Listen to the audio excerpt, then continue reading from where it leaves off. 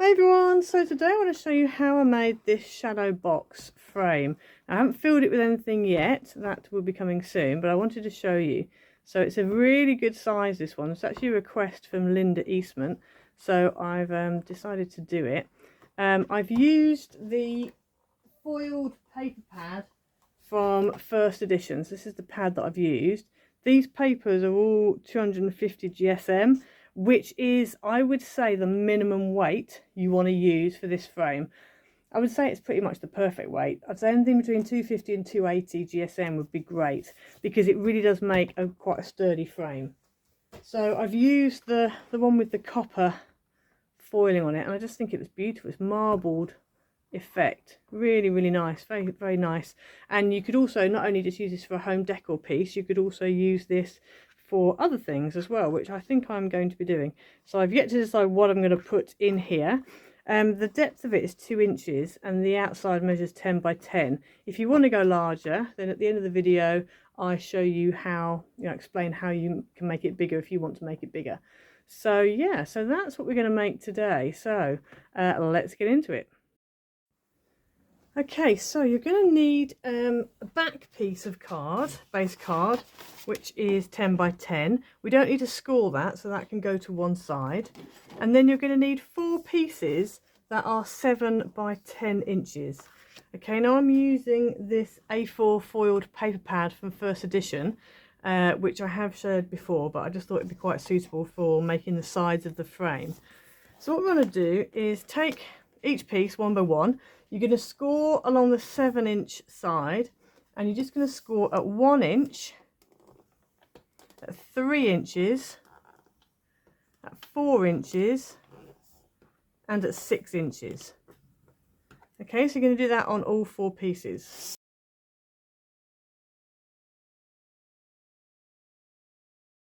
So you should end up with that, so you can see my score lines there. I am going to turn it over, so it just makes it a bit easier.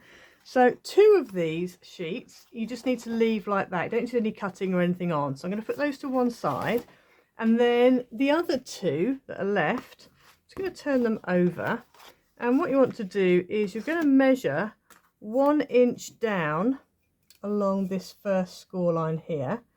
So you're going to measure 1 inch down from the top and 1 inch down from the bottom, up from the bottom. So basically 1 inch and 9 inch is where you want to make your marks. And then you're going to come past the first score line, and you're going to go to the next score line. No, actually you're going to come to here. You're going to come to this line, the second score line, and you're going to do the same again. So you're going to mark at 1 and at 9. And then what we want to do is come in with our Stanley knife, or whatever you've got, craft knife, and you're going to cut from that edge down until that second score line, like that. And you're going to do the same over here, and then you're going to cut from there to this corner here. So you should end up with that.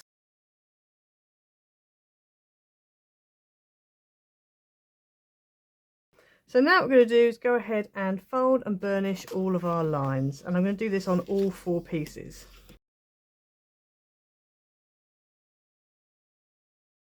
So once you've done that, you should end up with 2 pieces that look like that and 2 pieces that look like that.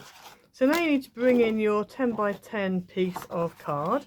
Now you can stick these side pieces on in 2 different ways. You can either stick them so they are on top of your frame and this first score line lines up with the edge of your page, or you can do it so that they are underneath like that. And I think I am actually going to do it this way, because I have a feeling it might be a bit neater on the side. I'm not entirely sure if it's neater or not, but I'm going to go for it. So what we want to do is add some glue to this piece here,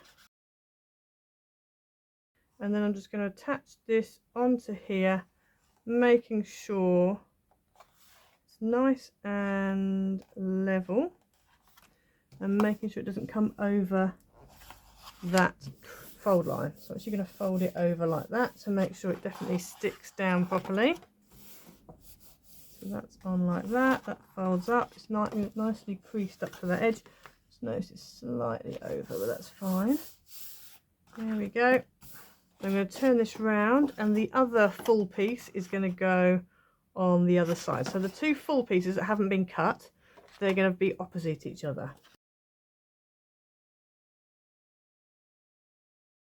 So you should have that. Next you want to bring in one of your pieces that is cut. And what we're going to do with this is going to go here. So the short piece is on the outside and it's this long piece. And again, just going to stick that behind there like that.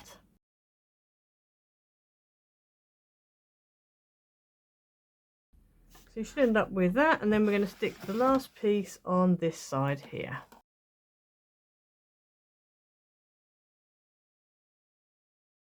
So you should end up with that. So obviously it's too big, you can't even see it all. So now what we want to do is we're going to go ahead and we are going to bring the two solid sides that have not, haven't got any cuts in them. They're going to be stuck down first. So what we want to do is go ahead and put some glue or red tape, something strong, on here. I prefer using wet glue if possible, just because you've got more time to kind of get it into position, stick it in down, wiggle it around to get it in, etc. So yeah, whereas with red tape it's a bit more difficult. So what you want to do is, if you kind of fold it, can you see how it kind of folds in half, and then just kind of wrap it over like that and stick it down. That should then get that in the right place, and it also means you can then apply some pressure onto it to stick it down into place. So you've stuck it so that only that bit is like that. It should be, when you look inside, when I look in here, you should be able to see that it's literally lined up, it's butted up against the wall. So that should work fine like that. Okay, and when you've done that, we're going to go ahead and do the other side as well. If you find like this, it's not laying completely flat, that's absolutely fine, because you know that at least it's butted right up into that corner. And that's the main thing, is you want it to be butted up on that corner, because we don't need it to be flat. It's just that it's handy for sticking it down. If you're, you can just sort of press on there and get that nice and stuck down. Right, so you should end up with that. Now what's going to happen is these are going to do the same again. So they're going to fold over, but as you'll see, you've got a bit of a crossover here, which you want to have. The other thing as well is, with these at the moment, I actually have a bit of a gap just in these corners here. So if that bothers you, you can put a little tab in there. It's just sticking it down is a bit tricky, but I think we will do that because I don't really want to have a gap. So you just want to cut yourself out a couple of pieces that are 1 inch by just under 2 inch. So maybe 1 7/8, something like that. Okay, so I've cut 4 pieces out. Now these are just over 1 because it was just what was left. So just sort of score them halfway, whatever, roughly halfway along the short edge. And then you want to go ahead and add either red tape or a wet glue. I'm going to go for red tape.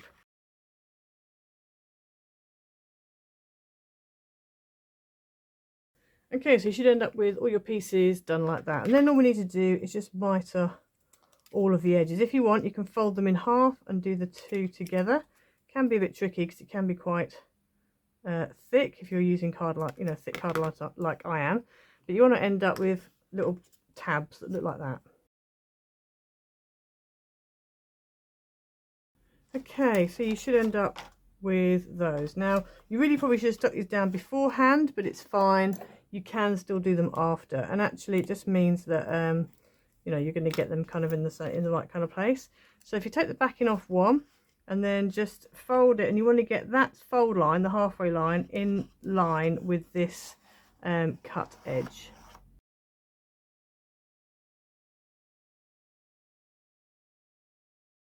Right, so you should end up with little tabs all the way around your box. So then we need to go through and just stick these tabs down to the side. So just going to go through one by one, take the backing off here, and then you want to bring the two lines up. Apologies if it's very close.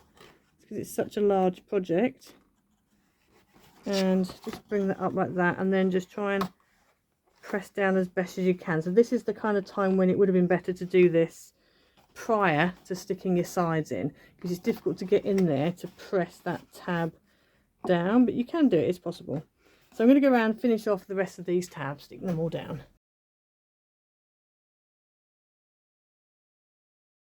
Okay, so once you've stuck all those bits down, you're just left with these. So all we need to do now is, now there's two different things you need to do here. So if you want, you can just put glue on here, fold this down and round and stick it down.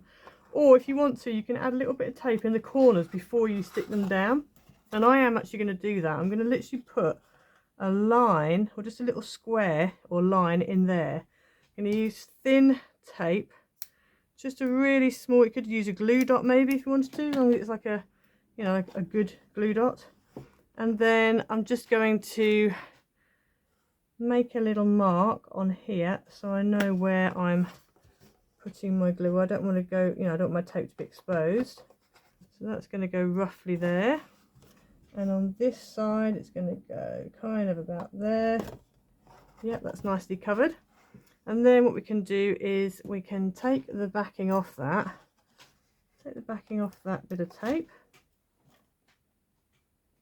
and on the other side, and then get our wet glue.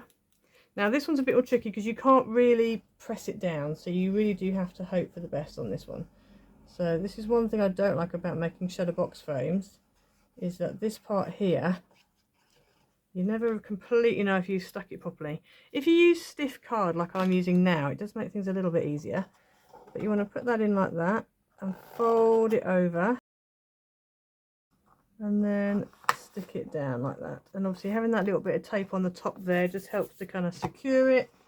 You haven't really got any way of actually pressing down properly on that, but you just got to hope that that's kind of stuck. Give it a kind of a press top and bottom, and as I said, the firmer your card is, the easier that's going to be. So this card is actually a 250 GSM, and so it works really well. It actually makes a very sturdy frame. So then we're going to repeat the process on this one, so that's going to go down like that. And so I'm just going to put a little bit of tape on first and then add the glue and stick it down.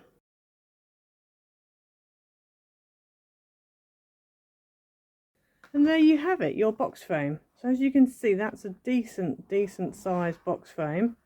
I mean, you can't fully see it on here, but on the picture you'll be able to see. It's so big. So the whole thing measures 10 by 10 by 2-inch depth. But I mean, there's so much you could do with this. So you could either use this as a photo frame, and actually make your own photo frames, or you could use it for 3D home decor. So if you're into, like, you know, making, I don't know, quilling or 3D flowers, or there's all sorts of things you could do. You could put inside of this, and then you could maybe put some acetate across the front, or you could make like an acetate inner that actually slots in. The other thing as well, which I'm thinking I might do it is kind of do it like a drawer. So as you can see, you've got, you know, all the way around.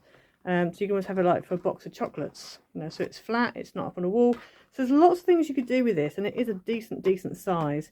If you want to increase this and go 12 inches, so that because at the moment the inside section here is 8 by 8. If you want the inside to be 10 by 10, all you need to do is go up. So you'd use a 12 by 12 base piece, and then these 4 pieces here would all be 7 by 12, and then you do the exact same score lines. So you've got 1, 3, 4 and 6, okay, and you do the exact same lines you've just done. It's just that you're doing it on a 12 by 7 rather than a 10 by 7, 7 by 10, whatever, okay, and then it literally goes together the same way. And so in that way you can literally make any kind of, you know, size box frame, shadow box frame you want. So yeah, so I hope you enjoyed that today. I haven't filled it with anything. I might do that later, I shall see. I might, it's actually giving me lots of ideas, this is, so bear with. Things might be coming to my channel to do with this, different types of shadow box type frame boxy, gift boxy things. But I quite like this. This has turned out way nicer than I thought. I love this card for this. This is really it's literally giving me luxury box of chocolates vibes. So don't forget to head over to drkcrafts.co.uk. That's where you can get the paper pad. And yeah, please like, comment, subscribe, hit the notification bell so you never miss a video, and I'll see you again next time. Bye.